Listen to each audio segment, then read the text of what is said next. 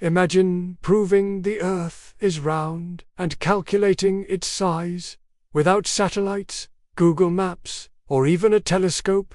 One man did exactly that over 2,000 years ago. His name was Eratosthenes, and he changed the shape of human understanding. If this blows your mind already, hit that subscribe button, because UTAC Diaries is about to drop a knowledge bomb. In the 3rd century BCE, many still believed the Earth was flat, or at least undefined. The ancient Greeks had brilliant thinkers, but they lacked technology.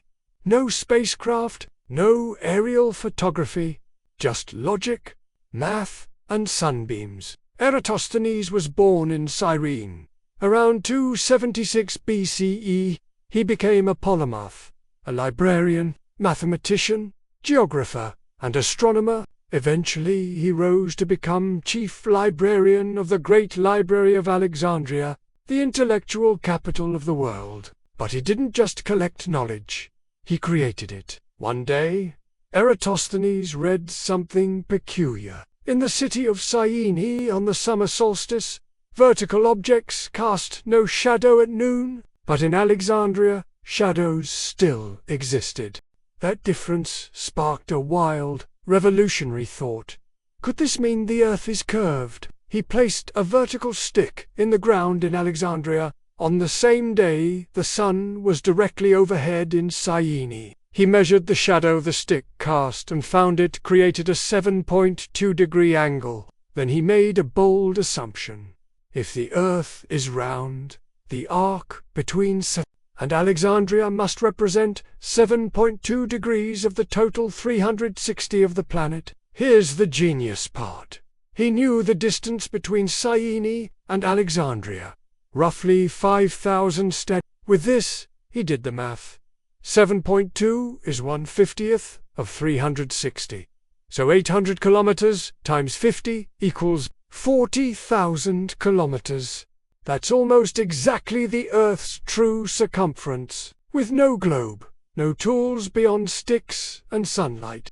Eratosthenes came within 1% of the actual size of the planet. This wasn't his only achievement. As head of the Library of Alexandria, he organized and catalogued thousands of scrolls. He was the first to use the term geography, and he mapped large sections of the known world. He also devised a calendar with leap years, estimated the Earth's tilt, and even attempted to measure the distance to the sun, and yet many dismissed him. Some mocked him as beta to second best at everything. But in truth, he was one of the greatest generalists in history. His nickname should have been Alpha. Why didn't Eratosthenes' discovery revolutionize the world immediately? Because knowledge doesn't always conquer ignorance. Many powerful figures dismissed his work. It contradicted religious and political beliefs, and as centuries passed, wars and the burning of the Library of Alexandria erased most of his writings. The world fell into darkness, and for nearly 1,500 years, flat Earth theories resurged. But his legacy lingered. Centuries later, Islamic scholars preserved his works, and European thinkers rediscovered his brilliance during the Renaissance. His forgotten math paved the way for Columbus, Magellan, and eventually astronauts. Eratosthenes never traveled to Syene. He measured the Earth without ever seeing both points of the experiment. His mind traveled further than his body ever did.